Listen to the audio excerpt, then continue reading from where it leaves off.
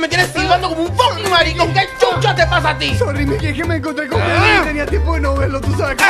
¡Casi me muero! ¡Estás jugando con mi vida, hueputa! Te apuesto que estabas hablando de Kanyak y vaina. Te dije que me vinieras a buscar apenas te silbaba. Me estaban apaleando como una escoba y tú hablando mierda con el idiota ese. ¡Fucking drogadicto de verga, chucha!